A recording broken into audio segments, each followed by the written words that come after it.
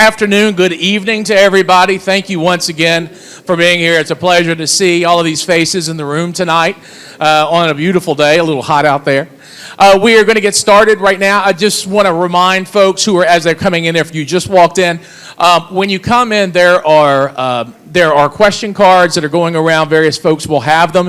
If you haven't received one and you want one, just raise your hand. Someone will bring it over to you.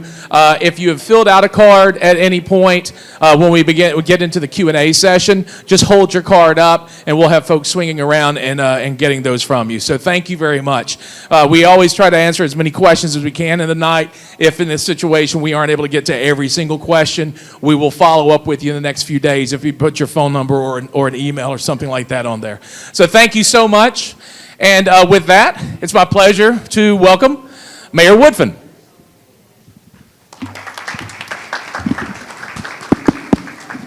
Thank you, Rick. Well, I'll just pass it to you. Hey, good evening, everyone. Good evening to the residents of District 6. It is good to be with you tonight here at 6th Avenue Baptist Church. Actually, this is my home church. I was baptized here.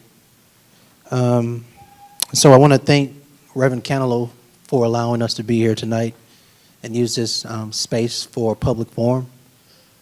Also want to thank you for taking time out of your busy schedules. I know you all have lives, whether you are working or retired. Shout out to the retirees in this room. I want to be like you one day when I grow up. But you took time out of your schedules to be with us tonight, so thank you so much. And then I want to give a huge special shout out to this young lady to my right, your left, Crystal Smitherman. She represents you here in District 6. Please give it up for her. So if there is excitement, things you are happy about, and you're happy it got done, I want you to give her the credit. If you're mad, upset, I want you to blame me. I'm being funny, but I'm being serious too, because she actually takes your complaints, she takes your issues, she takes your problems, and she always lifts it up to us. And so the onus is on us to continue to solve the issues in your district, in your neighborhood, on your street, on your block. So I do want to publicly thank Crystal Smitherman for representing you. Some housekeeping. I'm going to allow her to say a few words. She'll pass the mic back to me. We'll go into a presentation. The presentation is quick. It shouldn't be more than 20 minutes. Majority of our time is designed for an actual town hall style, so we have your questions, and then we answer your questions. We'll do a time check probably about 7:20, but we really want to answer your questions. So may I see the young lady? May I see this? I'll give it back. Does everybody have one? If you need one, please raise your hand now. It's a good time for us to give you one. The reason we ask you to put your questions on here is so that we can get to everyone's questions, right? That if we give you this mic, we probably won't get past 3 questions. So if you need one, please raise your hand so we can give you one. If you need an extra one, please raise your hand so we can give you an additional one. Thank you. With that, I'm going to pass it to Councilor Smitherman. Thank you, Mayor Woodfin. I really want to thank him for these series of town halls, because I asked him probably at the beginning of the year, I was like, Mayor Woodfin, can we do a town hall? I said, they really need to hear from both of us and be able to ask us questions, because, you know, like he says, a lot of people can't come down to City Hall during council meeting, 9:30 on the Tuesday. So he does have the top issues that you all have submitted to us. So he is aware of those issues as well. We have some flyers. At the end, I'll explain them, because I want you guys to have the information you need, like the transit system, what we're doing for public safety, what's going on in the district. So hopefully you guys learn a lot, be open to what they're saying. And I really want to thank his staff as well, because they always answer our questions. Thank you. Thank you, Counselor. So stand up, have a seat, whatever you want to do is cool. I'll be up here for a while, so I'll bring you back up. All right. One last housekeeping note is I do want to acknowledge all the city staff here. That includes appointed team members, department heads, and various team members that work all over the city. So Sometimes I don't know or have all the answers, but they're very capable professional people here, from our Public Works Department to our Fire Department, our Legal Department. We got a host of good policemen here, captains of several precincts, as well as the Deputy Chief of Patrol, and PEP, and a host of other organizations, including Community Development. And I'm missing somebody, so don't beat me up. With that said, everyone, if we'll just get into the presentation, so we can quickly get to questions and answers. I always want to provide an update of what we've done, and then I want to talk about what we're doing. So street paving is always a top request, what we're doing around paving streets citywide. Just to give you a high level, over the past 6 years, we've put in almost $60 million out of our general fund in street paving. Last year alone, it was $12.5 million citywide, which allowed us to pave about 43 miles. And then this is the website here, birminghamal.gov/transportation, to not only look at what we've done, but go into that website, birminghamal.gov/transportation. You can see it here if you want to look closer. Gives you more detail about what we've done and what we're doing in streets. There's 27 street segments in District 6 last year. If you go to the next slide, I'll tell you what we want to do in 2024. So in 2024, the money's in the arrears, by the way. So this 12.9 was approved last year. But that'll allow us to pave about 36 miles citywide this year, which includes about 23 street segments in District 6 this year. Again, the list is in detail on the city's website. And then I want to, before we go to the next slide, talk about the next phase of street paving, because I think it's important for you to know as residents. What happened in the past is your counselor and I and her colleagues have paved streets based on a prior list. So we didn't come up with the streets that have been paved over the last 5 years.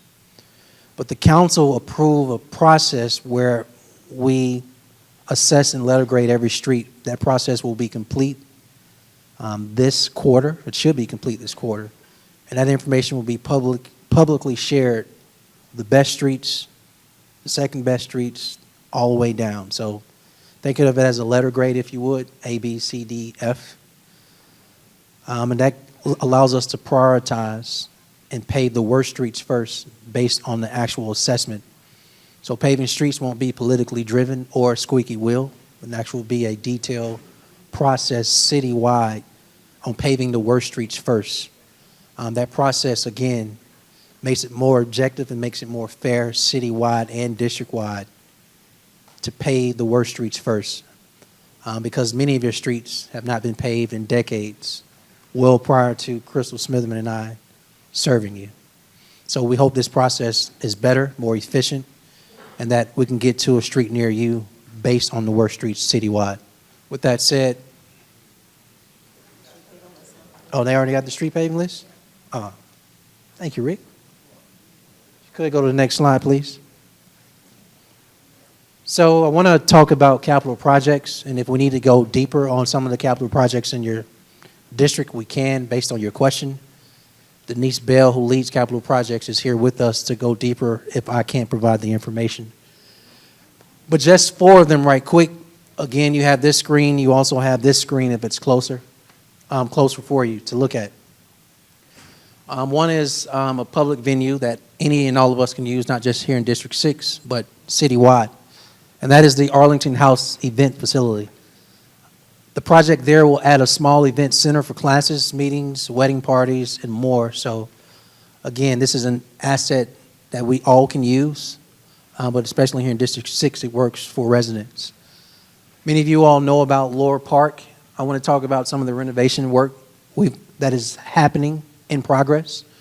One is that we've been working with Alabama Power for lighting services because it's too dark in the park as the sun sets.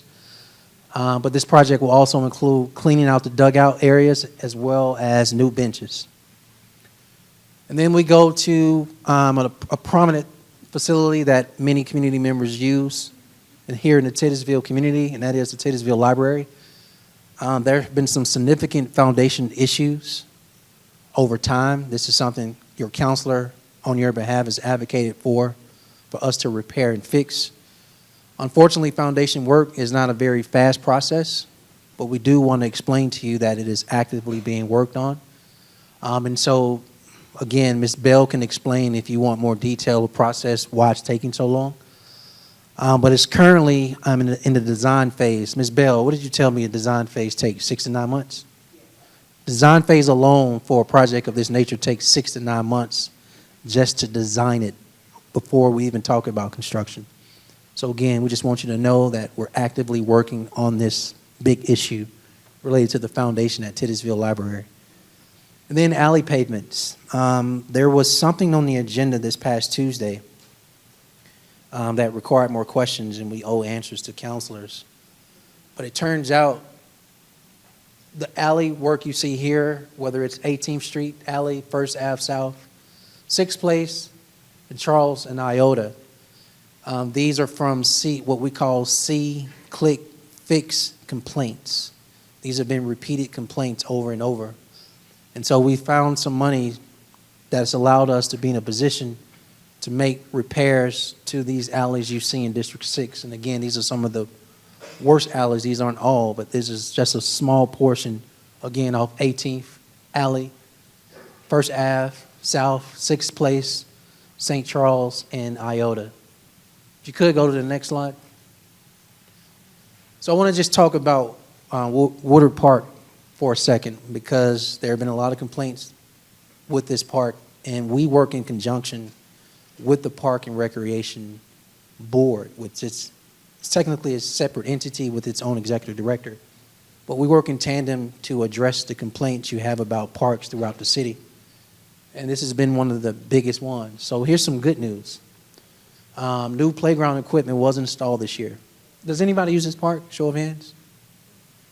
Okay. Not yet. Okay, anybody used to use the park? How about that? All right, I'm sorry. I didn't phrase that right. Don't beat me up.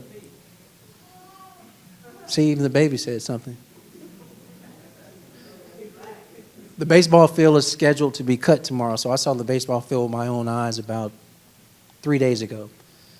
And then there were some extensive electrical damages that exist at the pool, and I know we got to fix our pools. And so this damage, I want to be open with you. This damage is beyond the scope of work for Park and Rec, electricians and plumbers, so we're going to need some outside help to address that issue and fix that.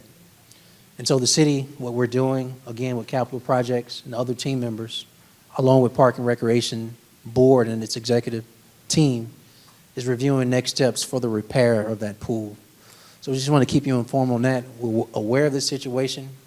I know it's taken a long time to address, but we will continue to work on it. If you could go to the next slide. And so I've had the opportunity this afternoon to speak with many of you, and I think more than street paving, the number one complaint I've gotten just since I've been with y'all since 5:30 has been litter or illegal dumping, or the combination of both. Many of you all, and I want the counselor to be able to turn around when you raise your hand to see how many of you all voluntarily clean up your block or street. See those hands, Crystal? It's a lot of people. Thank you. You pay them? That's because you're smart. You pay too? It's because you're smart as well. All right. Here's the deal, everybody. I just want to give you some context via numbers. Last year, in District 6, not in the other 8 city council districts, but just in your district, in your city council district, we picked up, not you, but we picked up, separate from what you do, 2,270 bags of litter. That is the equivalent of 29 garbage truckloads. Every time we pick it up, people put it back down. We pick it up, they put it back down. We pick up the illegal dumping, they dump again. We been talking about it. Councilor Smitherman has been requesting. We're finally super close to being in a position to supercharge putting more cameras throughout the city. This is an issue where it's going to take, I'm just going to call it proactive policing. We're going to have to make an example out of somebody via an arrest or fine, and shame them to do right by the neighborhood they live in. All right?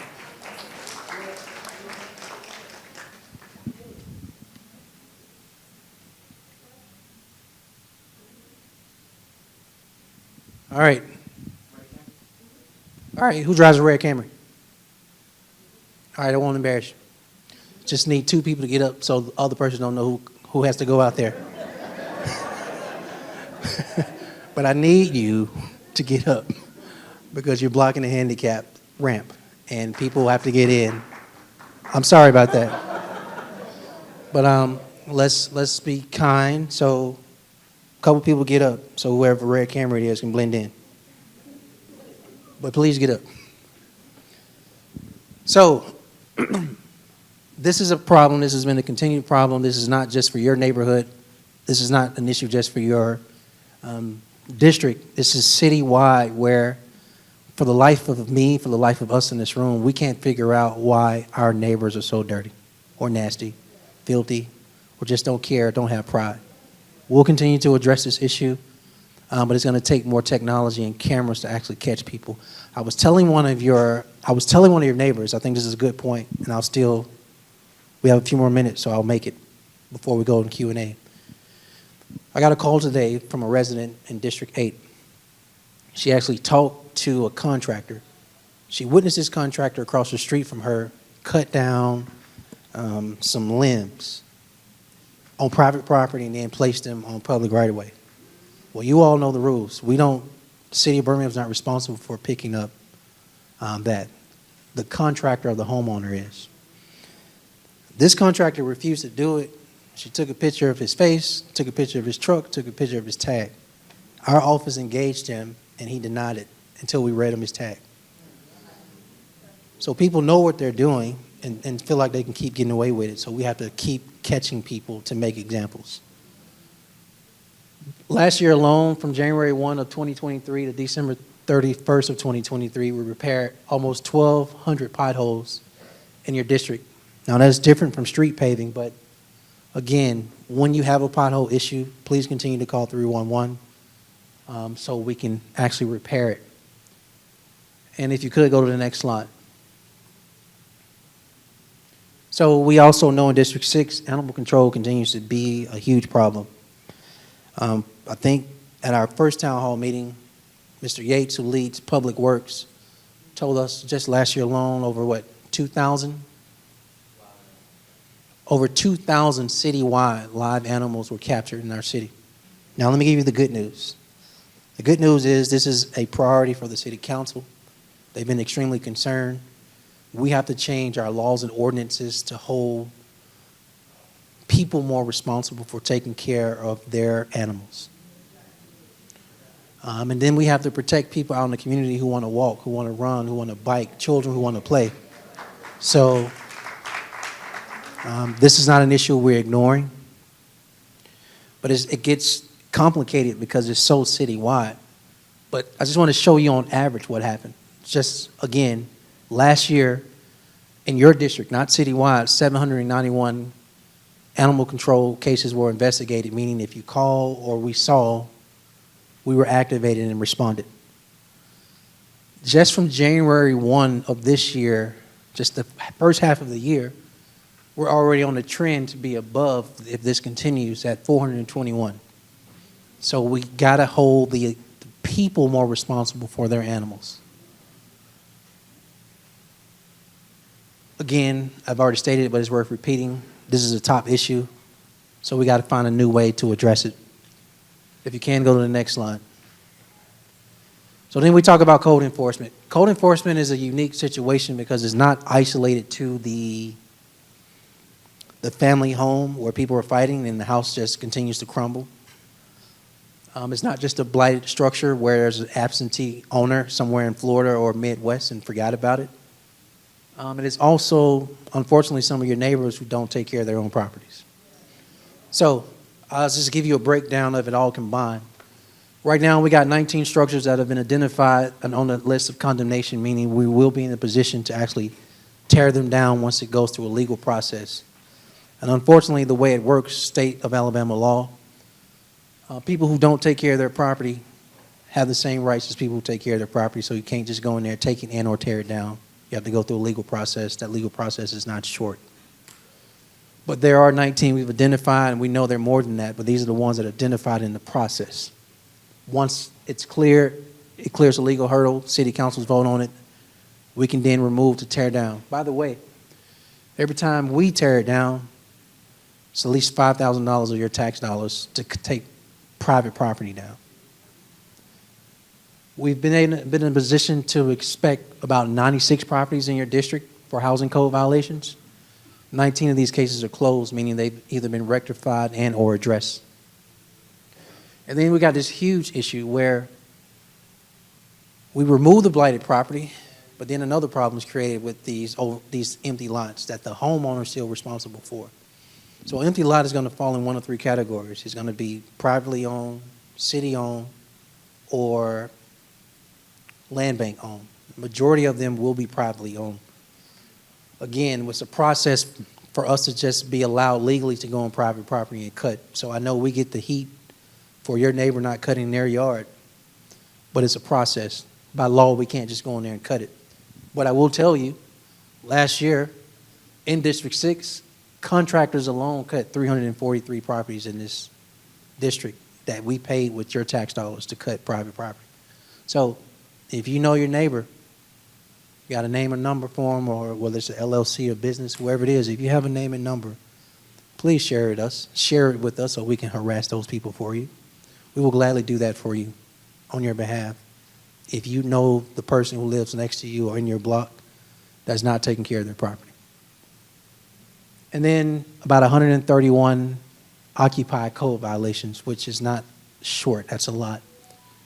So in the best case scenario, people will comply and voluntarily do their part, their responsibility for their own property, but as you see here, that's not happening. So we have to hold them accountable. Next slide. We're getting close to the end because I'm getting past 6:20. Operation Night Rider.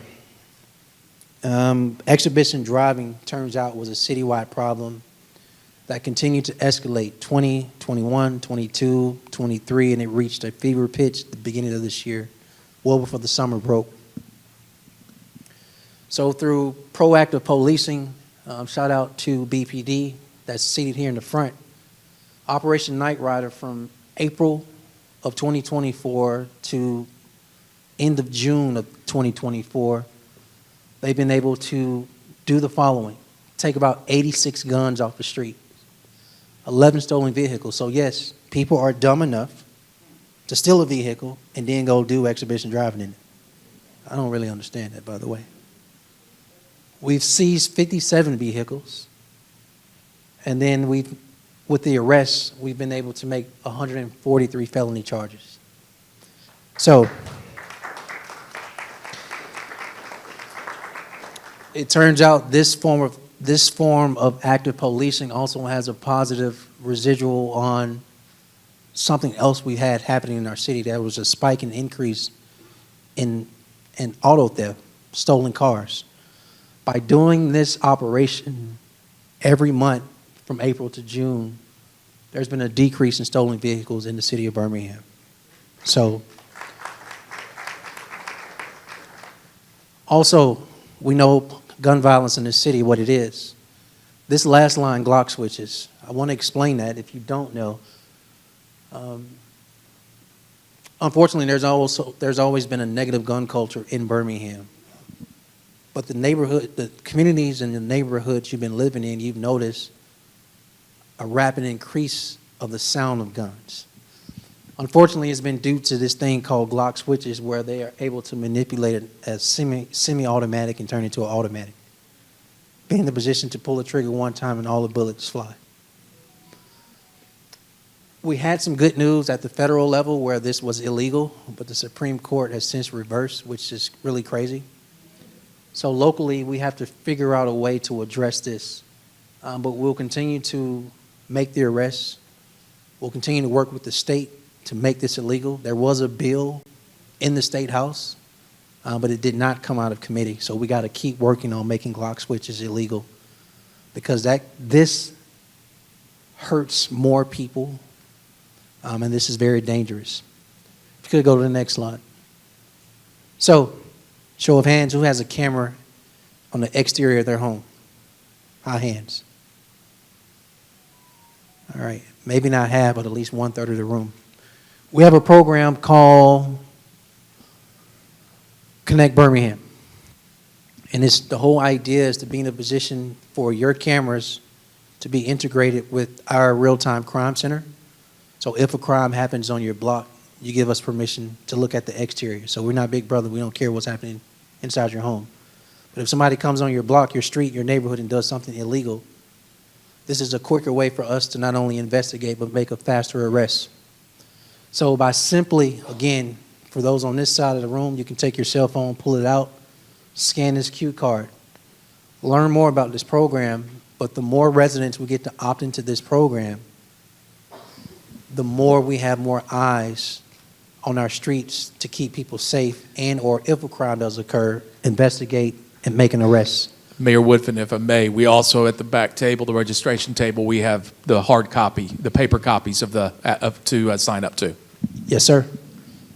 All right. Next slide. DNAT, everyone, stands for Drug Nuisance Abatement Team. Does anybody believe they got a drug house on their street? All right. Does anybody believe they got nuisance on their street related to just illegal activity? How about that? Any form of illegal activity. All right. Drug Nuisance Abatement Team is led out of our city, Office of the City Attorney, led by Attorney King, who is also here. And what we want to share with you is that this is another tool in the toolbox to fight crime, but not in criminal court. It's actually in civil court. So our legal department is able to take the homeowner, the renter, the person over the apartment complex, you name it, to civil court and hold them responsible for illegal activity. The judge gives them a chance to come into compliance to make it safer, and if they don't, we have the ability to shut the whole thing down. They've been able to address 151 properties, received demand for corrective action. 48 of them alone were in your district, District 6. And through civil forfeitures and or fines, the city of Birmingham has collected $63,000 and put it back in the neighborhood revitalization fund. So, got a drug house, dope house, trap house, whatever house you want to call it that's doing illegal activity, please call 205-254-2369 and share all the information you want. You'll be protected. We don't even need you. We'll just go start the investigation on that house, so you don't even have to drop a dime on nobody. Okay, you do have to. But you can remain anonymous. How about that? And you don't have to come to court unless you want to. Next slide. So, community development is here. It is broke out where there's community development, and then there is our land bank as well. The good news is we're working on some combined things. One is the critical repair for existing homeowners. Two is how do we go vertical with more home ownership with empty lots. And three is how do we work with private developers to bring more development to District 6. 30 homes in District 6 have been approved for the critical repair program. That's where we give $30,000 for exterior upgrades for our seniors and or elders who are eligible. That can include a roof or any other exterior work. 8 have been currently completed. And then there are roof repairs in District 6 that I spoke of too. And shout out to Councilor Smitherman again, who represents you, who gave $100,000 of her discretionary, well, her ARPA funding to supercharge and have more homes being supported with critical repair. This is so important. How many seniors do I have in this room?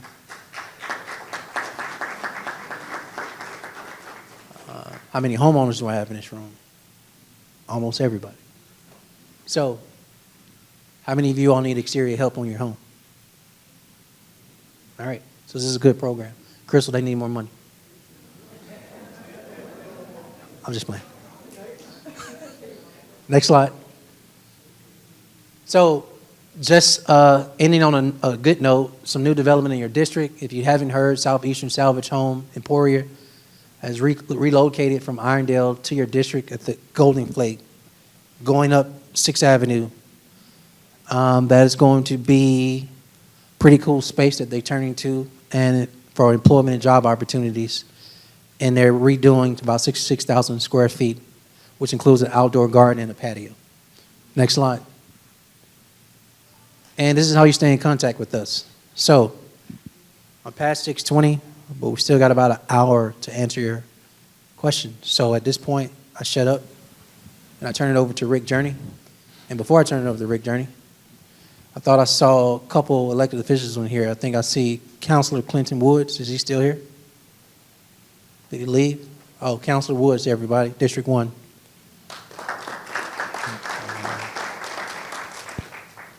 Judge Carol Smitherman is here.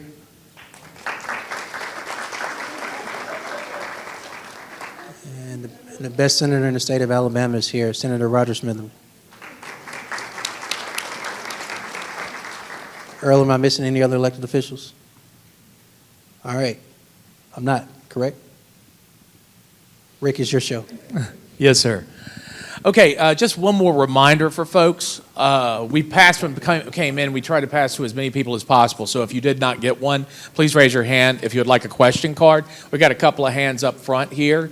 Just keep your hand up until they come to you. Also, if you filled out a card and you want to pass it up, just hold your card up, and folks will grab that and will come along. So I see a couple of folks over here, and then we got a few. Oh, we got all these questions. So, okay, so we're going to get started on our questions. The first one is Woodland Park South. What can be done with next-door neighbor disturbing the peace? It's an ongoing problem, playing loud music in their trucks at all hours of the night.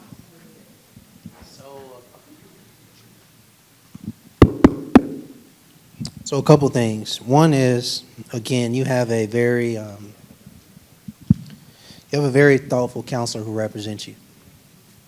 We sat with the president of your neighborhood this past Tuesday, along with some of your neighbors, and they had a bundle of concerns they brought to our attention. We sat down, went through all of them, and I shared with the team what we need to do for this neighborhood, because the neighborhood has changed as it relates to population as well as background. And that also includes an increase of Hispanic-speaking neighbors. So I said, hey, why don't we create a door hanger flyer? Let's make it two-sided for residents who are new to the neighborhood, who may have some language barriers and or challenges, so they can know our codes, our ordinances, the rules, laws, etc. Y'all, your counselor is like literally 100 feet ahead of me. She already had it made. So all we got to do is actually, and her words were, we just need volunteers. So our team will be the volunteers related to, in your neighborhood, going door to door, dropping the door hangers as well as putting them on cars, letting residents in your neighborhood know the rules, the laws, the ordinance, the codes, what is legal, what's illegal, including loud music, because that was the question. We do have a noise ordinance in the city of Birmingham. And so we'll just find a way to incorporate that as part of our intentional outreach in your neighborhood. Hope I answered the question. And then if they don't comply, we'll just escalate the situation. How about that? Yes, sir. Next one's from Rummet Heights. Could you address the problem of large trucks going to the landfill driving through our neighborhood?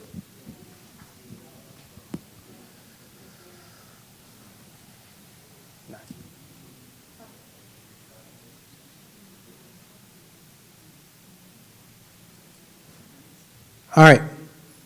I have the Deputy Chief of Patrol here.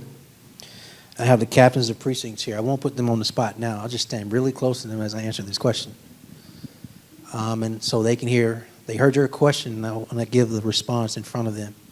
And then feel free, when the town hall meeting is over, they'll be here for a while. If you got a certain street that you know they always popping on, give that information to them so they can get it all the way down to their patrol officers. And we'll just issue tickets. How about that? Word travels fast. I know they got the CB breakers and all that stuff, so once one get a ticket, they'll know not to just keep doing that. So again, I got the Deputy Chief of Patrol here, everyone. I have the captains of precincts here. Please feel free to see them when this meeting is over. Give them the addresses of some of the activity for your neighborhood, including the streets that are being used, so we can give tickets for those folks. Rick? Yes, when will cameras be placed in the neighborhoods?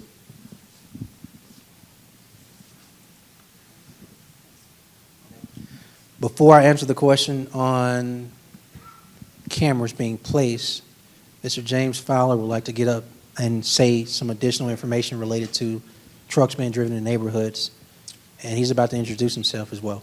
That's right. Hi, my name is James Fowler. I serve as the director of the city's Department of Transportation. And regarding trucks, I was just going to add, I'll work on that issue in partnership with the police department. Truck traffic through residential areas is probably one of the most challenging issues that we face. It's one of the kind of hardest to deal with because a lot of times it's irregular and there's a whole lot of circumstances behind it. So I just wanted to add that our Department of Transportation will work on that with the police department, and that is citywide a challenging issue. So, Yes. Cameras being placed in District 6 in certain neighborhoods citywide. You will see, I won't say that. That's the wrong choice of words. Cameras will be placed strategically throughout the city, including in District 6 and some of your neighborhoods, probably within the next, I would say, 45 to 120 days. And so that's a process where two things have happened. Your council has approved, Councilor Smitherman, along with her colleagues, approved a contract with Alabama Power for us to purchase more cameras for deployment citywide. In addition to that, thanks to our U.S. senators, we actually won a $4+ million grant for more technology to be used citywide, which also includes the purchase of more cameras. Both of those have cleared council process. They've cleared legal process now. It's now time for BPD, which they've already started this process in conjunction with Alabama Power, to now talk about deployment. And so in one neighborhood, they've already told us it will probably be up in August, but citywide, it has to be phased in. But the cameras will definitely be in place before this year is out. We got 6 more months in this year, but hopefully we can get things done in the next 3+ months. On a related question from Woodland Park, are there any cameras on the the interstates like 65 or 20, et cetera? Are they all over the neighborhoods? Yeah, so I don't know, right? Here's what I do know. We won't be placing cameras on the interstate. It's because we're not responsible for the interstate. The Alabama Department of Transportation is. Now, I did talk to the director of the East District. East District for the ALDOT includes the city of Birmingham limits. It doesn't just include above the interstate, it includes under the interstate. So literally, this is Thursday. Tuesday, we had a conversation about our unhoused neighbors and it not being clean under interstates. But you call us and then we call the state because that's state property and they're responsible. That's one. Two, we talk about the cameras. It's a question over and over. They do have live feeds in certain areas, but not all. And then three, we talk about above the interstate, the lights, which we partner with them in certain portions where we split the cost with them because it takes them too long sometimes just to do their part. So we'll continue to have that conversation about cleaning up the interstates, putting more cameras on interstates. We all know about the homicide last night that occurred on the interstate.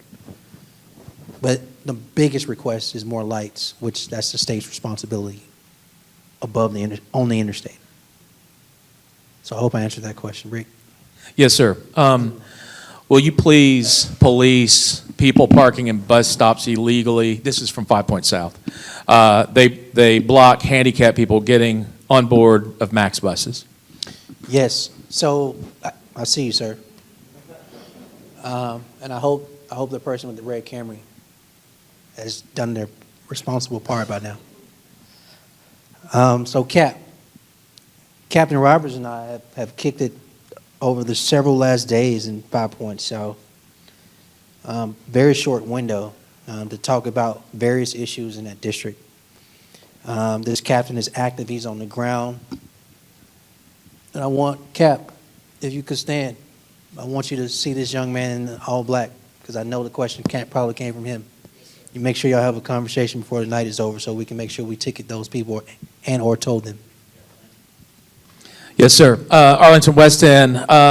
This is a specific location. It's 7th Street Southwest. There is what's being done about the water that's run down the street for over a month. It's coming from a particular house down the street. See everybody looking at me.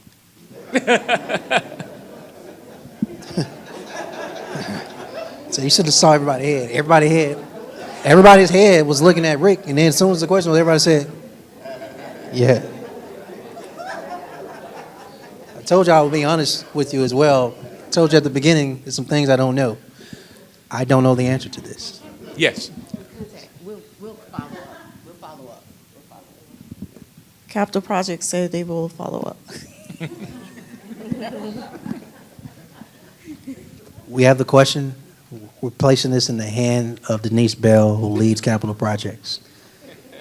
I apologize, this board has been running. We will investigate this matter and follow up. We have your name and number on here. This one from, oh, yes, thank you. Thank you, Judge. This one from Mason City. And this is on 15th Street Southwest, particularly saying they've reported this several times. There's overgrown lots and trees are falling next to their house. What can be done? Yeah, so I actually drove through Mason City Tuesday. I do not like what I saw. And talking with my team, what we find is a significant amount of the problems in Mason City is actually on private property. So here's what we'll do. We'll send a team back out. Between PEP and community development, we'll start assessing. They'll assess the lot, the empty lot. They'll assess the vacant property. A lot of times when these, believe it or not, some of these vacant properties, when they actually pay the taxes on them, our hands are tied and limited what we can or can't do. But we'll still start our process. Related to the trees on private property, somebody help me explain the rules related to if the city can or can't do something related to trees on private property? Good evening, everybody. My name is Josh Yates, and I serve as the Director of the Department of Public Works. In regard to trees on private property, we are very limited in what we can do on private property. The tree belongs to the private property owner, and a lot of times they're leaning, however, that tree may be leaning towards your house. It is more of a private property matter between you and your neighbor. However, if they're in the right-of-way, if they're diseased, if they're dying, if there's things about the tree that we need to address, we'll certainly do everything we can to do that. And a lot of times we'll prune the trees just to take any dead material in the trees out so that the tree will still continue, because we're not really trying to cut the trees down. We want to save as many trees as we can, but also want to make sure that they're trimmed up so we don't have fallen limbs in the streets. Yeah, so whoever that is, do me a favor, whose question it is, please see Josh Yates so we don't want to be flippant or just dismiss that just because it's private property. But maybe you can provide some more context so we can learn more about this property, who stays there, no one stays there, et cetera. That's helpful in providing additional context. Maybe our answer, we can add more. Rick? Yes, sir. This one comes from District 6 referencing 6th Avenue South. Children are crossing the street going to Washington School. One person was killed in the past. One person was hit. Can we have a crosswalk there? So I can answer that question. I just need to get an update, but Navigate graciously is helping to fund that as well. We met with the school board, so that is in the works. We just need to give you all an update on that. Thank you. Thank you so much. You should just stay up here with me. I think you should. Go ahead, Rick. This is a good question from Woodland Park. How do structures get added to the condemnation list? go to 311. Yes. I think somebody said they may have done that. So how about this? Is Alice here? Toya. Everyone, this is LaToya Walker. Whoever has had that question, please. Thank you. Please see LaToya Walker. Actually, you don't have to see her. We got the address.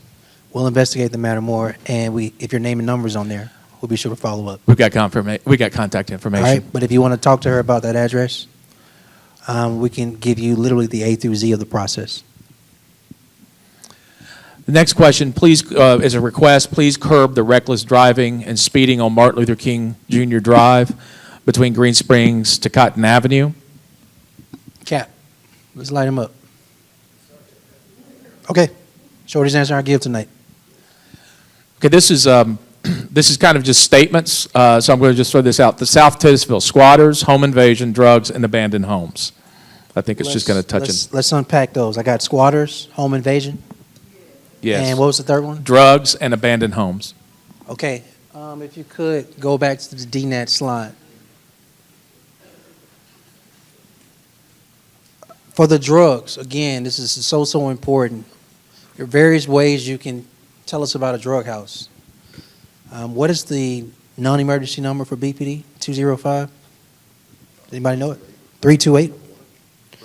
328 9311. 328 9311 is a police number you can call. Again, you don't have to leave your name or your home address, because the last thing you want is police to go to the house and say, well, your neighbor told us, and your neighbor's name is this. So you don't have to do that. But that number I just gave allows you to give that information directly to the police. You have a second option, which I really like this option because it goes a little deeper and it allows us to go after the homeowner, the owner, even if it's a rental. That's through the drug nuisance abatement team by dialing this number 205-254-2369. So that's on the drugs. The home invasion, I don't necessarily think I understand that, so I'm going to keep thinking and come back. But I want to talk about the first one, squatters. Unfortunately, this has become a citywide issue and a problem where in empty homes, people are just taking up a residency who don't pay bills, who don't pay rent or mortgage. You all should know up until this year, the city of Birmingham was limited in what we could or couldn't do. Like, we couldn't just evict someone who was illegal in the first place from being there. Somehow they were covering under some rights. However, good news, Senator Smitherman and his colleagues created a new squatters law that allows us to be more aggressive on our ability to remove squatters from private property. That law is not applied to commercial property yet, but it is applied to residential. So I'm looking at which team member. Go ahead. No, I wanted to tell you all, because I've heard this at South Titusville, and that's not the only neighborhood. We can get you a list of all those addresses that have been made in neighborhood meetings. And y'all know, if you've been in neighborhood meetings, we have a complaint log where we have every single complaint you've given us and the update status on it. So we'll get that to you. We're actively working on squatters in District 8.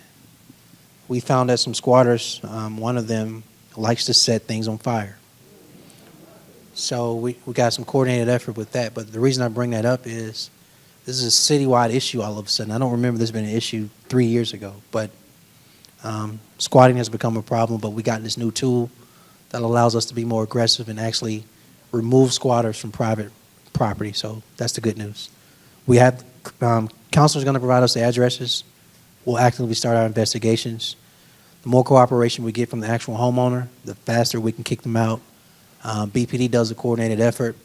If they're actually homeless and need support services, we have a team that's led by Elena Melton that allows us to provide services for that person as well, and our people. Yes, sir. From Mason City, a couple of things to touch on. First one, what can be done about visitors parking on curbs on a regular basis in the neighborhood?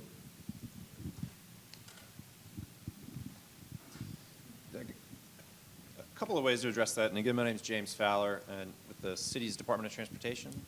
So in a residential area, if they are parked improperly, so I think that is a policing issue, they can write tickets for improper parking. But one thing to add to parking enforcement in general, and this maybe goes back to the bus stop question, in our city, there has not been strong accountability for people that maybe get tickets for parking violations, and so a lot of people have accumulated a lot of tickets over the years. And so we're going through a pretty serious initiative right now to develop a policy that would allow us to hold people accountable that have not been paying their parking tickets. And so we've allowed a culture of non-compliance for a lot of folks.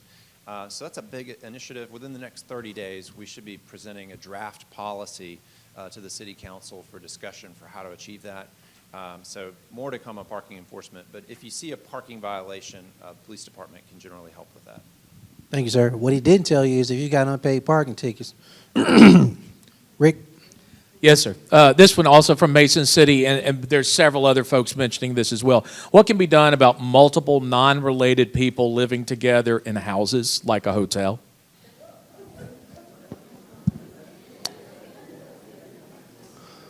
yeah. So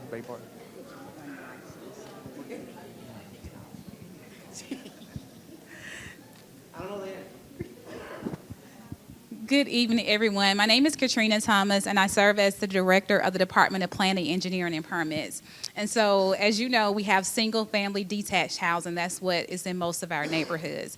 Our zoning ordinance specifies the number of unrelated people who can dwell in a house together, and that number is 4. It's a maximum of 4. Any number of persons over 4 classifies as communal living. So communal living facilities are only allowed in certain districts, mostly multiple family districts, and they also require a special exception from the Zoning Board of Adjustment. So if you are aware of a communal living facility that's taking place in your neighborhood, you can reach out to 311, you can give us a call, and we can investigate to make sure they go through the process for approval for those types of facilities.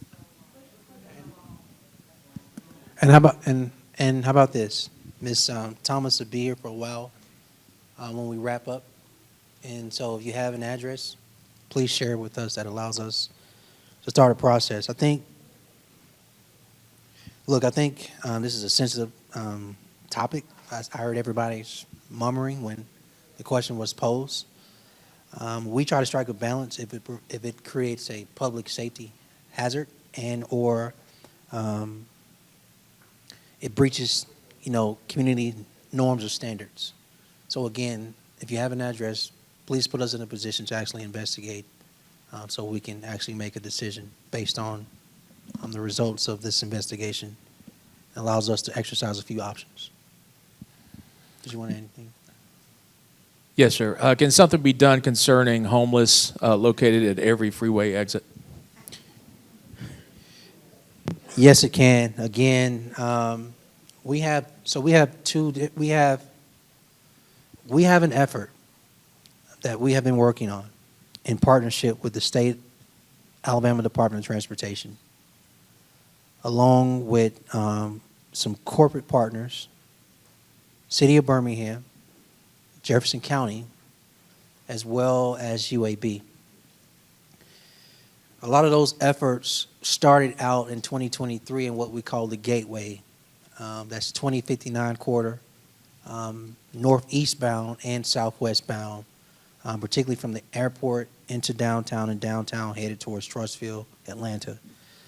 They made significant strides on not only addressing the litter issues, but they partnered with us in placing trash bins at the interstate exits. Some of y'all may have seen some of the trash bins we placed at interstate exits. But the other thing they've started to do in 2024 is under the viaduct. So think 65 north and southbound, literally on 2nd, 3rd, 4th, 5th, and 6th. There's been a lot of activity under the interstate. Here is the rule. That is state property. So technically by law, the city of Birmingham can't just remove people who are unsheltered from taking, refuge under the interstates, because that is state property, not city property. And so we have to work in tandem with the state, separate from the program I just named. The program I just named is the Gateway Project, but they've since moved beyond that corridor, and they also touch 65 as well as other portions of 2059 going southwest bound towards Avenue I exit. I have a point I want to finish, but I wanted to get this young lady's card. This is a sensitive issue because what we found, again, I was with Cap of South Precinct, Captain Roberts, Wednesday. And on one side of the street is a church. So this side of the street is a church, this side are businesses. And imagine this is a sidewalk on this side and this middle of the street. And several of our unhoused neighbors have just commandeered the sidewalk with a considerable amount of stuff that they've collected. What made it worse is the urination, feces, human feces, by the way, and other just bad activity and illegal behavior. So you all should know, Cap and I, in the heat, I mean, I took the blazer out. We spent considerable time in this block talking to our homeless neighbors, unhoused neighbors, and to the letter, asked each of them, how can we help you? We'll send Elena Melton out. We'll send a team out. We'll send you any resources. And Cap heard some of the answers. Several of them want to be out there. I don't have the time to go into detail the entire thing, but at a certain point, we had to clear that sidewalk because it became a situation where everyday citizens couldn't freely walk down the sidewalk. We came back the next day, y'all. 3 of them were on the other side of the street. 2 of them were still on this side. And so we're trying to strike the balance of how do we support, help provide services, but also make sure we keep public right-of-way clean, safe, and walkable for bikeable as well as handicap accessible for everyone else who has to use public right-of-way. Your question was more so centered around the interstates and under the interstates. We can't answer and or address that in isolation because, again, that has to be in tandem and partnership with the state. And the unfortunate part, the state moves really slow. Y'all think we move slow. We'll ask the state to come in and clear out an area, and it may take them 3 months. Mayor Woodfin, if you don't mind, Senator Smitherman actually has an update on panhandling and what the state is doing.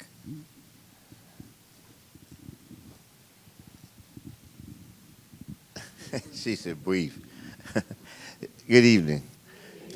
What we initially had done because of the situation out at, really was out toward Pinson in that area. If you had a notice, you know, when they come up the main road and you turn in, they were having that problem out there with people.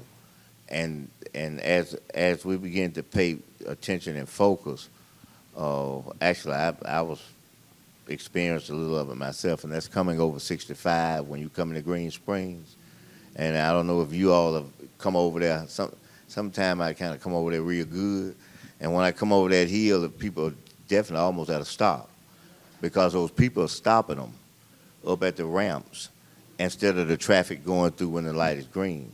And it was causing really a serious issue, you know, and safety. So what we end up doing and is actually passing a bill this past session that will allow the removal of those people from those ramps. If they want to go other places and do things, then that's up to the city if they'll let them do that or not. But those interstate ramps, we've decided as a body that we're going to protect those ramps and citizens who are coming up and trying to get off because, you know, there have been several accidents where people have hit people from the rear. So I just wanted to share that with you that we just passed that piece of legislation. And I just happen to be fortunate enough the person to sponsor it, you know, because when you experience something, you know what the real deal is. And that's a personal experience I had. So, Mr. Mayor, hopefully that'll help you all with what y'all trying to do. And I just want to say this quickly. Whatever you all need us to do, we'll be glad to do it to help strengthen whatever you're trying to do. Thank you, Senator. Look, I think, y'all, this is a point to make. Crystal Smitherman, Councilor Smitherman, and I and her 8 colleagues, the 10 of us, we don't have home rule. A plainer way to say that is we can't unilaterally just make local laws when we want to change something in Birmingham.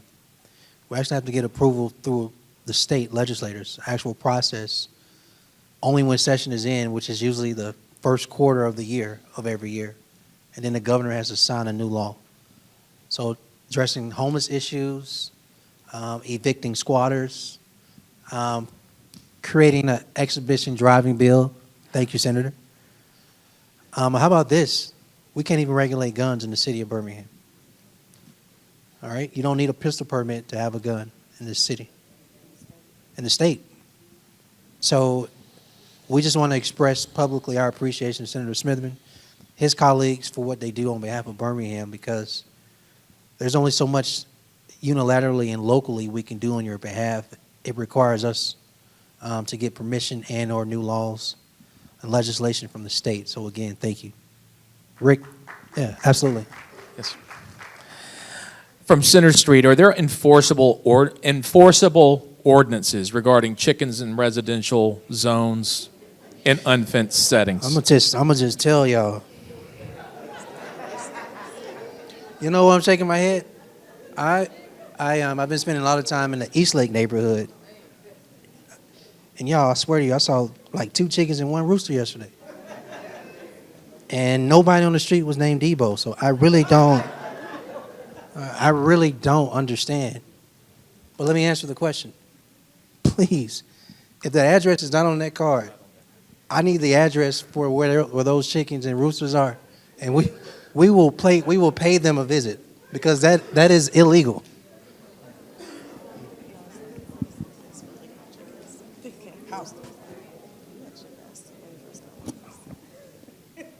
I have to correct myself. We need to change it back. We need to change our ordinance to make sure that's not allowed. I'm sorry. Somehow that's illegal. Let me clarify. Chickens are illegal. Roosters are not.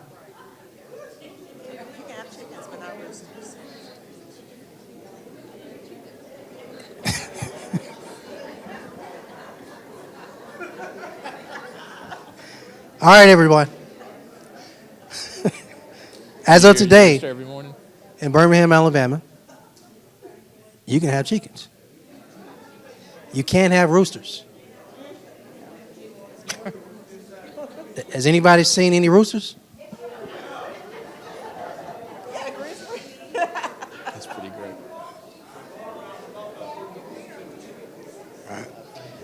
Yeah. Okay. Give us the address for the roosters, and I promise you,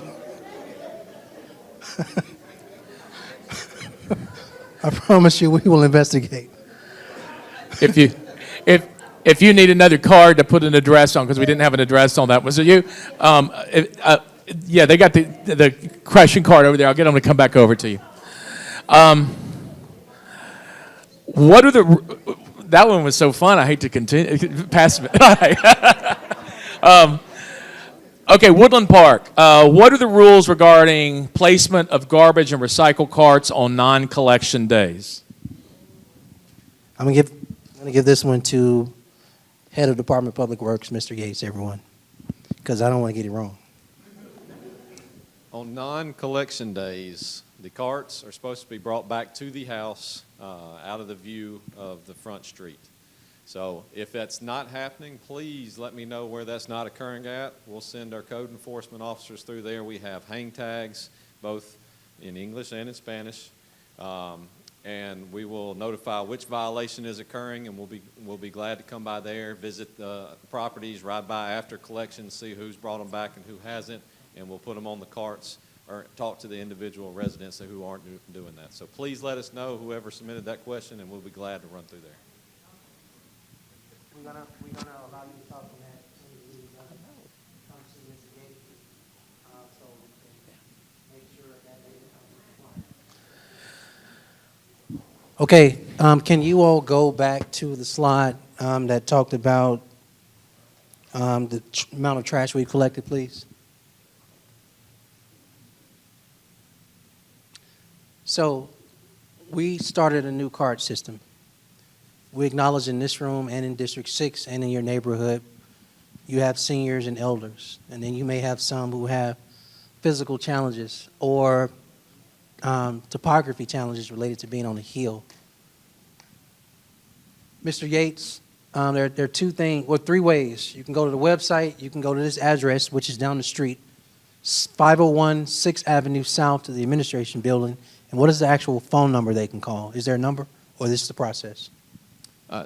Feel free to call my office, 205-254-6345. That's my office. Miss Angela is actually handling the whole process with if you have to purchase an additional can, if we need to go through any route, we can call that number and we'll be glad to talk with you, or come by and visit us. We'll have applications on file there at the office to provide to you. For assistance is the same way, but please, if you can, start with 311.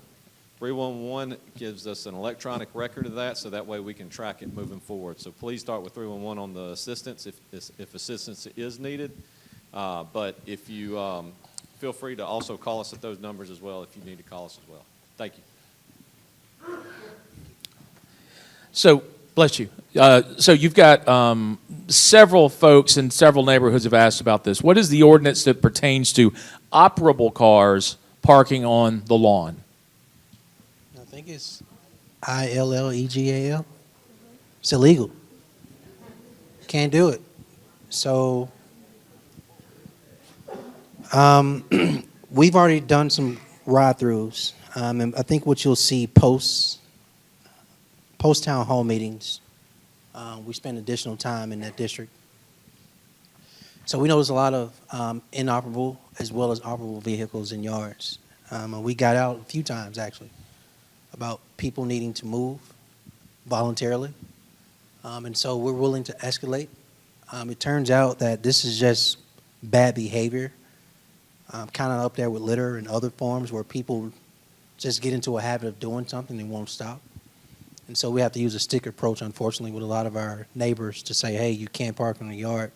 They'll move it, and then a week later they're back in the yard. So we just have to bring our code enforcement team in. Well, Mayor Woodfin, let me ask you this. Who do they call? Because I've been in neighborhood meetings, and back me up, where they have talked to the police officer about it, and they said that's not under our jurisdiction. And then they'll go to code enforcement and be like, no, that's the police. So who actually enforces it? So I can address that, and the reason, so there was an ordinance passed back in, I think, 2015, where the city council passed an ordinance that prohibited front yard parking. And so because the police were overwhelmed with some other requests, and the zoning ordinance also prohibits parking in the front yard. So what the city council did in this last budget, we do now have post officers who are now under the police department, but they are assigned to help us with code enforcement. So there are 4 officers. They are now assigned, 1 per precinct, and they are helping to enforce parking in the front yard. So there's no longer this in between of who handles what. We now have a team that is actually investigating those complaints and ticketing those cars. So this one, can something be done about children? And I think people will agree that they've seen adults do this as well. Running out on the street at parking lot, at stoplights, asking for donations around 3rd Avenue West.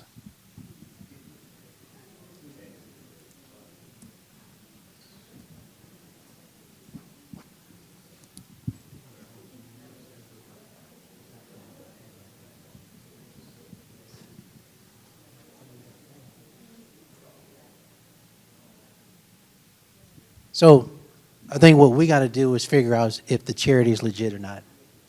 Because by law, it's legal to panhandle for charity. Now, I don't know what the conversation is when they get out there. I don't know what their attire is.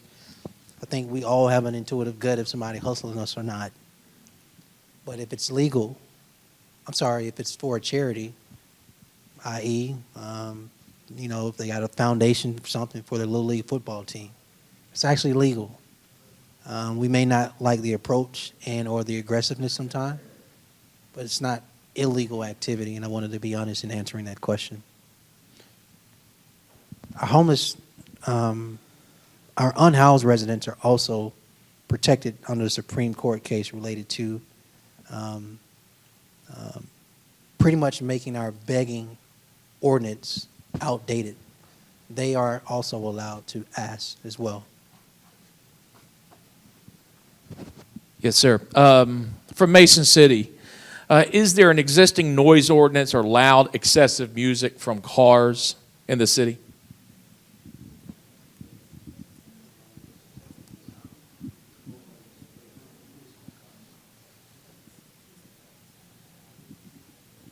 The answer is yes. The answer is there is an ordinance. You may have called and the response may be slow. That is from a priority call standpoint, but it is illegal and that is enforceable by the police. What usually happens is, if and when the police get there, they turn it down if they see the police on the street. There's a probability, high likely, that the police officer will continue to drive by, and when that officer's gone, they start the music back. So you may want to give more detail on the car description, and or description of the person. Again, you don't necessarily have to tell your name, your home, or your address, but give as much detail as possible, particularly if it continues. If the response time is too slow, please call back. From 5 Points South, of the money budget, of the $200,000 budgeted for sidewalks, what of that amount goes to repair current sidewalks and not create new ones?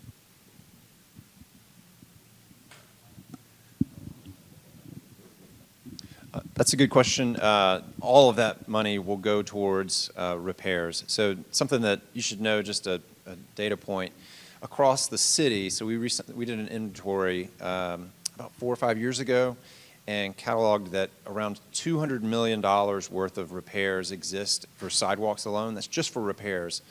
So that $200,000 will go just towards fixing sidewalks and not building new sidewalks in new locations. The good news is when we are in a position to amend our budget post this network disruption, the council has made it a priority to increase funding for more additional funding to repair more sidewalks. So that $200,000 will increase at some point before the fiscal year ends June 30th of 2025. Rick? Yes, sir.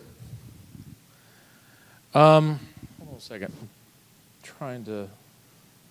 We've got a few repeat questions, so I'm trying to, well, just 1 second. Okay, this one, and I'm not really sure. Let me see. Maybe I can figure this. So why is it so hard for me to obtain a police report? I tried to get a warrant for a person caught and arrested on my property, and I can't get the police report. I apologize for that. There was a network disruption to our citywide systems earlier this year. And the good news is we were able to recapture a lot of our data, but we're in a phase where we're assessing before we can roll and get those systems back online. That being the case, one of the things was breached is our ability to process police reports. So, Deputy Chief, am I missing anything related to what they can or can't do right now? Or we just need to follow up with them? Yeah, do me a favor on that question. I want that person, whoever's question that was, I see you. Come see the Deputy Chief. Give us some more information. We'll see what type of process we can create for you. And Mayor, we've got the phone number also, so my office of Public Information, will follow up with her, Yes, sir. with them as well too. Do we have any police recruits coming out of the academy?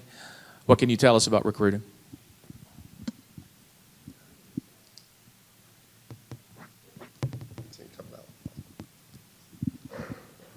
Good evening. My name is Henri Pruitt, and I serve as your Deputy Chief of Patrol. Yes, we do have 18 recruits coming out on August 23rd. We will split those up accordingly to each precinct. We also have some lateral transfers that are coming back from other cities, such as Homewood, Hoover. They're coming back to Birmingham. So those people will be added as well to the 18 that's coming back as well. And the next class has about 24 in the next class. Thank you, Deputy Chief. It could be up to, what year? How long?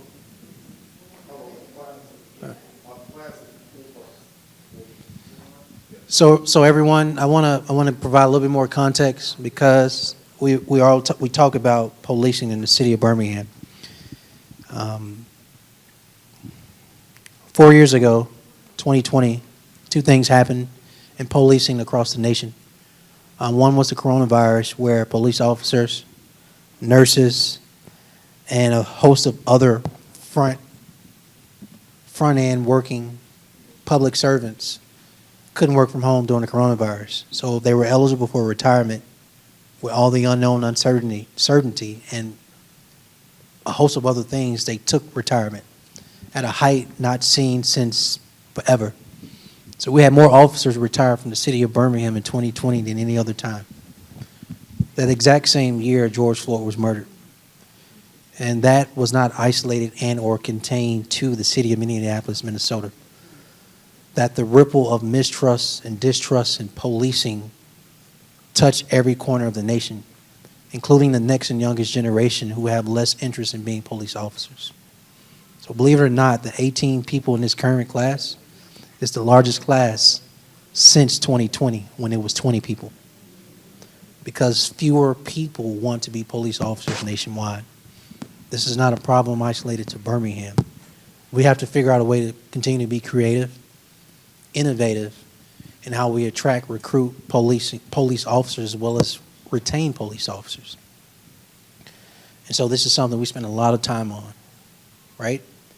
One of the things I've noticed in this conversation is it's not enough to just dangle money. We've increased police salaries over 15% just over the last few years. So our salaries are comparable to even smaller cities.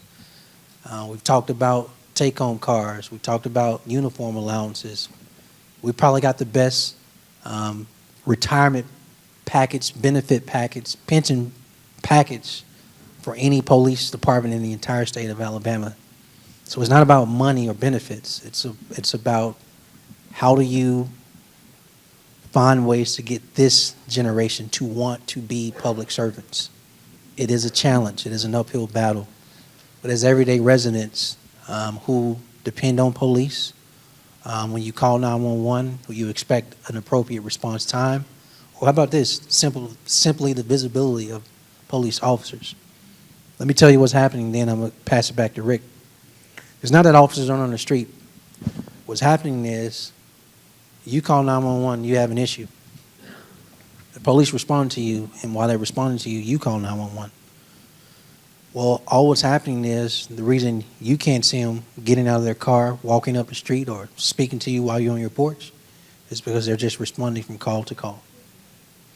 So we got to continue to be aggressive with candidate recruitment and recruiting police officers so we can be in a position to have more officers walk beats, engage in community policing, build trust, kick it with you on your porch, et cetera, et cetera.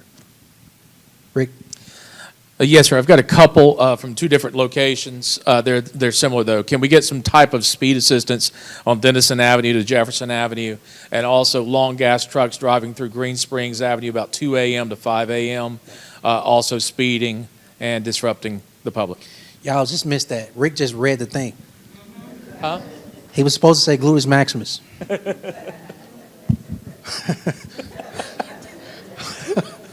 I'm going to allow James Fowler, everyone, first to talk about traffic calming, because this is something that's really important to Councilor Smitherman. Let's talk about traffic calming more of a district citywide level, and then the process of how we investigate those type of requests. Also tell them how many requests exist, and just give it to them. Yeah, so a little bit of background. So for the last 100 years, the city really has not done a lot of traffic calming, and that's not totally unique to Birmingham. Cities nationwide have not been real aggressive about trying to find ways to physically slow down vehicles. So about 4 years ago, we started just kind of as a pilot effort trying to explore ways to deploy what we call speed humps or speed cushions in areas. And so over the last 4 years, our ability to do that has grown. But as soon as people heard about it, because there's so much demand, we've just been flooded with requests. So currently we have a backlog of 500 different requests across the city to deploy some kind of traffic calming device, mostly on residential streets, and that's where it tends to work the best, is on residential, smaller, kind of lower speed residential streets. It's easier to intervene at that level. So if you have a request, just know it'll be a while before we can get to your request, but you are welcome to submit that request to 311. We do collect those and catalog those. And if at any point you want to call and just check on the status of the program overall or where your request maybe falls in that, because it's going to take us years at this point to work through those requests, you are welcome to contact us at the Department of Transportation. Just that number, and you can see me afterwards, but that number is 205-254-2450. That's 205-254-2450. Y'all able to hear me okay? Yeah, we're good. No. But one note on Denison at Jefferson. So where speed cushions don't work as well is on big roads, high-speed roads. That particular intersection has a history of being problematic. People do speed on Jefferson. They take that double left turn too fast onto Jefferson from Denison. So I think we're probably going to have to do a more in-depth kind of engineering study there to figure out what kind of an intervention may be appropriate. We've looked at some things in the past, but it's not an easy fix. It's a complicated place to engage. So we haven't given up on that location, but it requires some complexity there. So the mayor and I were talking because they gave me an update on traffic calming in the district based off of your request. So just a few. So awaiting install, this was Mim Street Traffic Circle. Awaiting return petition, because you know you have to do a petition and get it signed. How many people have to sign the petition for the speed bumps? It's a percentage of the people that live Yeah. within just a certain distance of the locations. Yes, so that is off of Matt Leonard Drive and Goldwire Street. And then BDOT is creating a petition for about 3 streets. Washington Elementary School, they're in the design phase. And we can print out this list and put it on our website, which is d6bham.com, so you can view the whole list yourself. I just want to do a time check with everybody. We usually tag team this. We check in about 7:20. We're pretty consistent in our town hall meetings, where we try to do questions between 6:20 and 7:30, or no later than 6:30 to 7:30. For the questions we don't get, we do 2 things. One is we still package and bundle the ones where we call you and or email you if you left your information. And if it's deep enough, we pay you a house visit. Second thing we do is there are literally a host and scores of city employees here in various departments that deal with all the issues, from public works to police, legal, PEP, capital projects, those who are dealing with homeless, the fire department, transportation, community development, and other team members here that are present around. If we're not in a position to answer your question, please see them before you leave to go deeper and or just verbally explain your issue. With that, we still have a few minutes to answer a few more questions.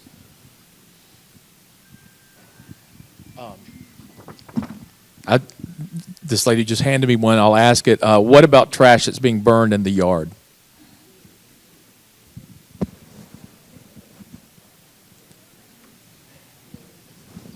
I noticed everybody looked at the fire chief. What about trash being burned in the yard? Good afternoon, everybody. I am Corey Moon, and I serve as the fire chief of Birmingham Fire and Rescue. So burning trash or leaves in your yard is illegal. If that happens, someone just needs to call 911. We will come out and we will talk to the homeowner and we will extinguish that fire, but that is illegal. Anytime someone wants to do burning in the city or the county, they have to get a permit from Jefferson County Health Department, but burning leaves and trash is illegal. So just call 911. Thank you. All right. How many more? What you got? We got a pretty good stack. About half and half have names and emails and phone numbers. So we will be following back up on all these. Okay, this gentleman you see standing up, everybody. Tell us your name, first and last. Hey, my name is Michael Sims. I work with Rev Birmingham. I'm the City Center District Manager there. And Just keep coming. Okay. Yeah, bring it closer. bring you up here. Oh, bring mine closer. Y'all hate. I like being behind the scenes. I'm not a in front of the scenes person. So I said Michael Sims. I work with Rev Birmingham and the City Center District Manager. We oversee the CAP program. That if any of you are familiar with the downtown city center, we have the men and women in our electric blue, and we have recently come to the 5 Point South neighborhood. And so for anyone who heard back in December, the city council unanimously passed that we would create a BID, which is a business improvement district. Really the face of that is the CAP program. That's our clean and safe. And so within these boundaries that you see up here, you will start seeing, as of July 1st, so they just launched about 2.5 weeks ago, the program for Clean and Safe. We did a lot of community engagement prior to the launch, and a lot of the community did tell us that places like Brother Bryan Park are spaces that we need to be focused on.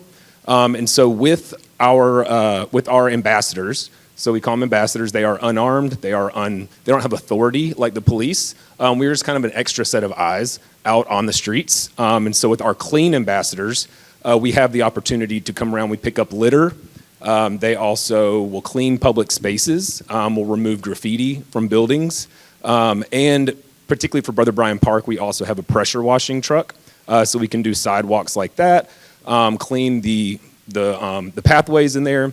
And also remove graffiti on that. Our safety patrols, they can just kind of be an extra set of eyes and ears on the street. And then in particular, we also have a unhoused, our homeless outreach coordinator. That individual, we have 2 of those. Their full-time focus is to talk to those individuals on the street. The ones that Mayor Woodfin was mentioning earlier that don't want to move, they are happy out there.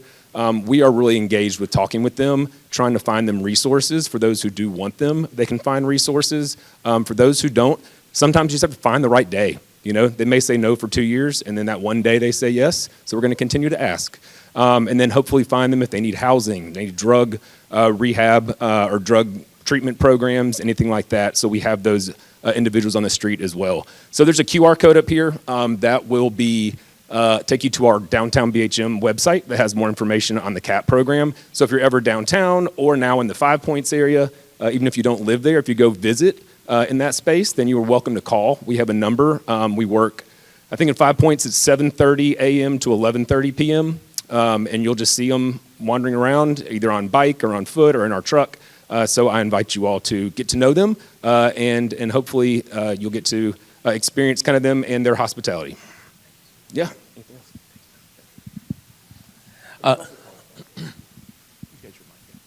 Okay, we're going to squeeze in a couple more questions here, and then we'll do follow-up with anybody we don't get today. This one from Arlington Weston. Is there a plan to address the mounting issues of illegal dumping? Yes. It's twofold. We'll get more aggressive in cleaning it up, knowing that people put it back down. But the plan is 100% centered around more technology via cameras to actually catch people in the act. There's various forms of cameras. There's mounted cameras, there's license plate reader cameras, and then there are other cameras as well, some of the ones with Alabama Power.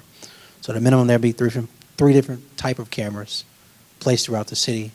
Ms. Lumpkin, am I missing any form of the cameras? Well, that's good. So various cameras, again, will be placed, but the plan is very simple. You know, if there's prostitution in a particular area, you can send in an operation, and it's, I'm not going to say it's easy to catch, but there's a high probability of catching. We found illegal dumping without technology is really, really hard to catch people because if they see an actual car sitting there, they're not going to do it. And so we got to get more creative, and the best way to do that is via technology. And this is a request. I've got some information on it, but this person says there is a yield sign that was knocked down earlier this year. We called and reported it missing now, or we called and reported it. Now it's completely missing, and it's becoming dangerous to drive in that area. It's a Scuda Road Southwest and Martin Luther King Jr. Drive. One of those big trucks probably knocked it down. All right, Mr. Fowler has that information. I'll keep it short and brief. We got the address intersection. We'll investigate. If a sign was there, we'll replace it. Rick, we got time for one more.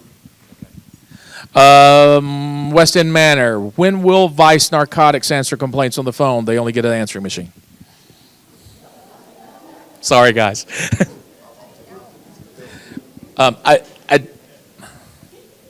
Yes, if you'll talk to me afterwards, whoever made that request, we'll make sure we give you the correct number to call. Okay? We'll get the correct number. That's it. So here's the deal. Let me do this, everyone. We'll close out. I want to pass the mic to Crystal Smitherman for any closing remarks she wants to make on behalf of representing you. Thank you, Mayor Woodfin. I would be remiss if I didn't acknowledge my staff. LaQuita Wilson isn't here, but we have Ethan Harris, if you'll stand up. And if you've gone to neighborhood meetings, Ethan is always there to give you updates, take down. He's always very professional. So Ethan, thank you for what you do. And I do want to acknowledge our neighborhood officers. So if you are a neighborhood officer, will you please stand up? Come on, stand up. I know y'all in here. Thank you guys so much for your service.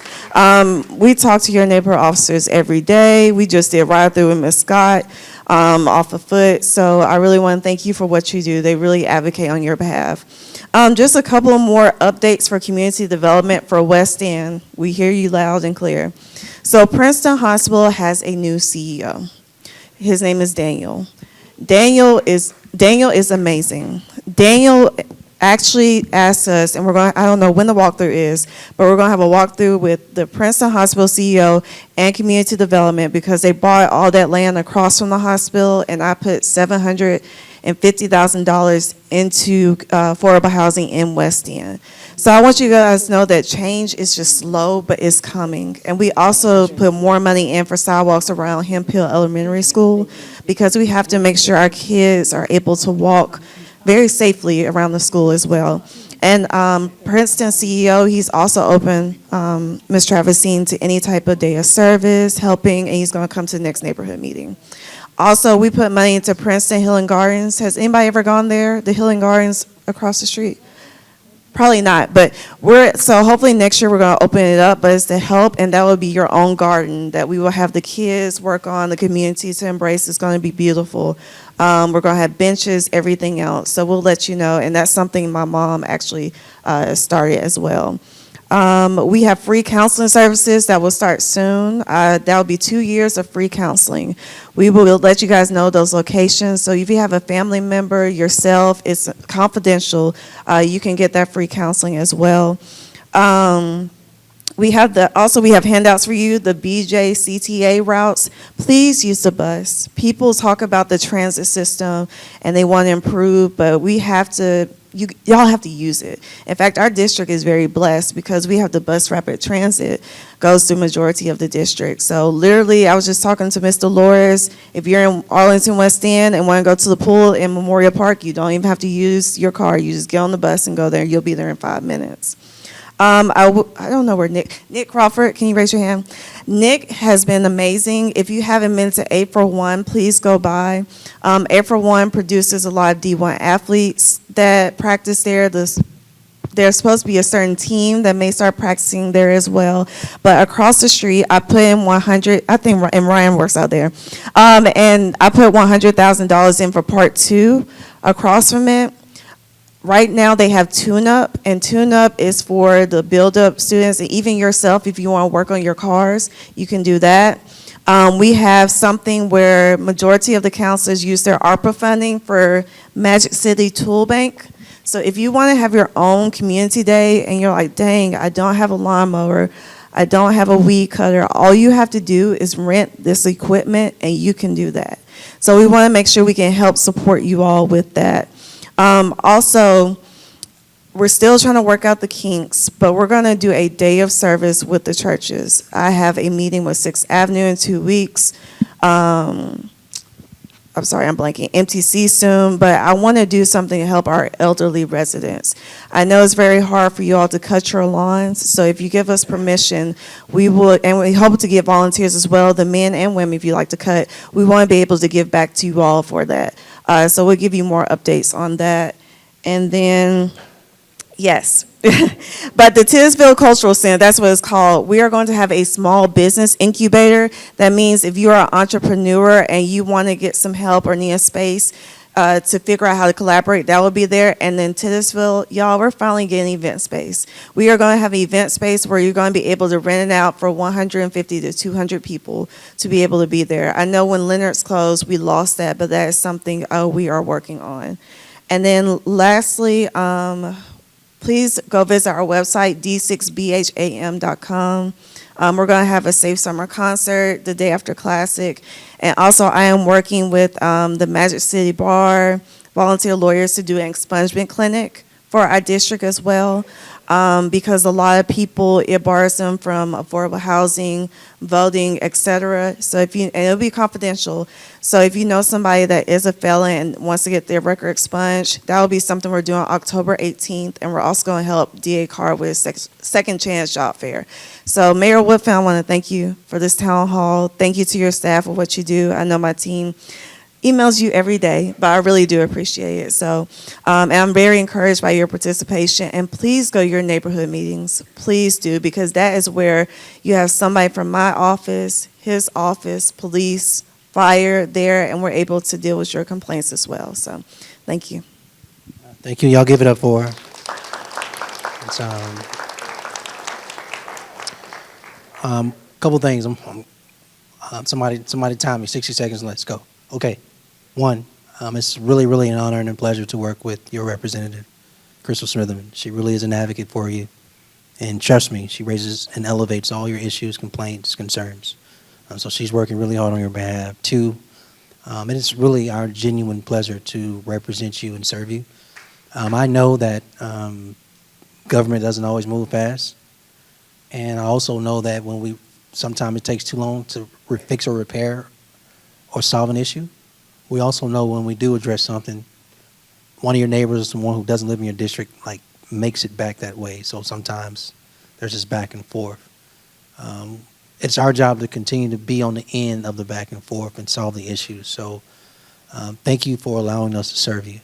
Last thing I'll say is thank you for participating tonight. Again, you're busy with your schedules. If there is a burning issue, there's just a desire to get something off your chest and you want to verbally share it, team members, could you please stand up front so they can see who you are? Church is going to give us a little bit more time. Probably nothing past 8 o'clock. If you have any burning desire to have an issue addressed, these folks you see here, again, they represent the police department, legal department, dealing with our community development, housing, unhoused, PEP, which is permits, capital projects, Department of Public Works, Transportation, Fire, Land Bank, Community Development, and a host of other team members back here. Please see these folk.